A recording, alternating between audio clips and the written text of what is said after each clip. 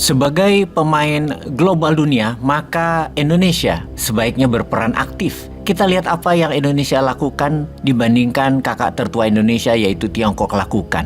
Tiongkok harus terus mencari jalan agar dirinya dianggap oleh dunia, terutama dalam hal konflik di sebuah wilayah. Indonesia harusnya tiru. Agaknya Tiongkok ini punya sejarah panjang urusan ambil peluang di lahan konflik. Bahkan Li Ka-shing, orang terkaya Hong Kong, pernah mengatakan, "Where is blood, there is money." Di mana ada darah tertumpah, di situ ada uang yang diperebutkan. Perang di Ukraina meningkatkan GDP Amerika hingga 5%, ditambah lagi sekarang pembantaian di Gaza. Maka perang harus terus berlanjut walau warga sipil Palestina jadi korbannya. Tahun depan, tahun 2024, tahun pemilu di Amerika. Para oligar Amerika di sekitar Biden perlu sokongan dana untuk mendukung incumbent. Maka menciptakan perang adalah sama dengan menciptakan proyek di versi belahan bumi lain. Di mana ada darah tertumpah, dalam istilah Li Ka-shing, itu adalah daerah konflik yang artinya lahan tanah lagi murah-murahnya. Saatnya untuk mencaplok. Demikian juga Tiongkok di zona perang Palestina yang melihat banyak peluang dagang dan keuntungan ekonomi di sana. Tiongkok harus hadir di sana, harus punya peran dan dianggap.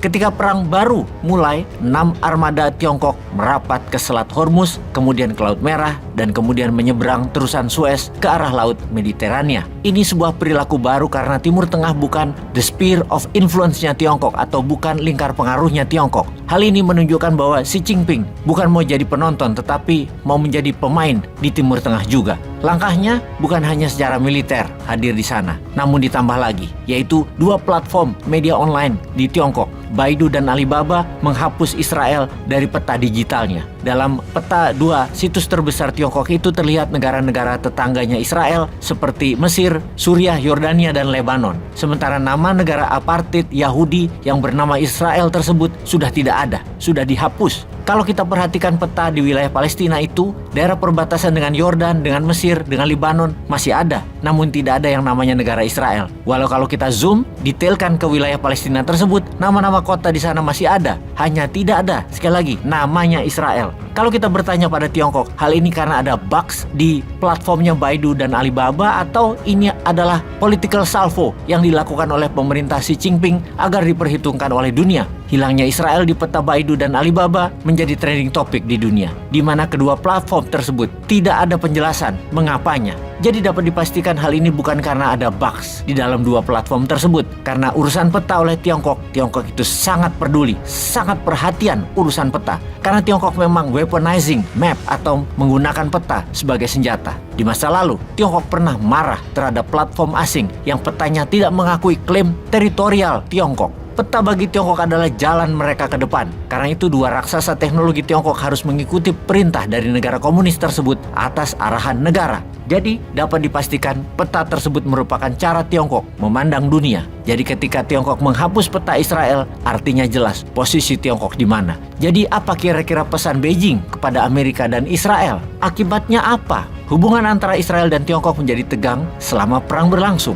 Kementerian Luar Negeri Tiongkok berdiplomasi, tidak mengutuk secara jelas serangan Hamas ke Israel, malah memilih mengecam tindakan yang merugikan warga sipil. Kata-katanya menjadi sopan. Namun, Tiongkok menghapus peta Israel dengan mengkritik bahwa tindakan Israel melampaui lebih dari sekedar membela diri di Gaza adalah tindakan nyata. Serangan militer Israel di jalur Gaza Palestina di seluruh media Tiongkok dan dunia maya Tiongkok, semua pesan-pesannya adalah anti-Israel atau anti-Semit, termasuk berbagai ulasan mengenai dugaan kendali Yahudi terhadap media Amerika dan negara Amerika secara keseluruhan adalah di bawah pengaruh Yahudi. Surat kabar pemerintah Tiongkok berbahasa Inggris, China Daily, menerbitkan editorial yang menuduh bahwa posisi Amerika yang secara membabi buta mendukung Israel menempatkan di sisi sejarah yang salah Amerika itu. Ketika kedutaan besar Israel di Tiongkok meminta negara Tiongkok dan warga Tiongkok untuk mengutuk Hamas di jejaring sosial Weibo, postingan tersebut menerima ribuan tanggapan yang penuh kebencian dan antisemit.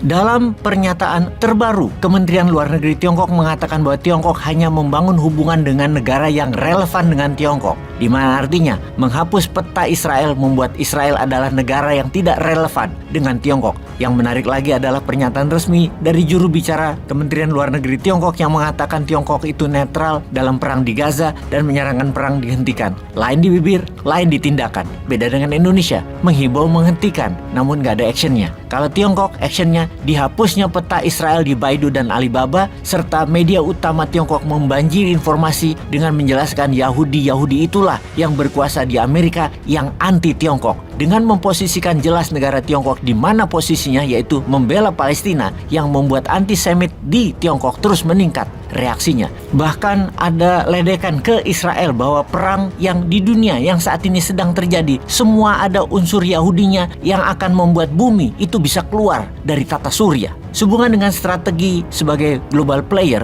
berani nggak Indonesia juga menghilangkan peta Israel dari peta di mana ya? Indonesia punya Baidu, punya Alibaba, punya Google Map versi Indonesia nggak ya? Atau selama ini Indonesia hanya ikut aja peta yang dibuat negara lain? Wis gak keren sampean itu pejabat rek. Peace.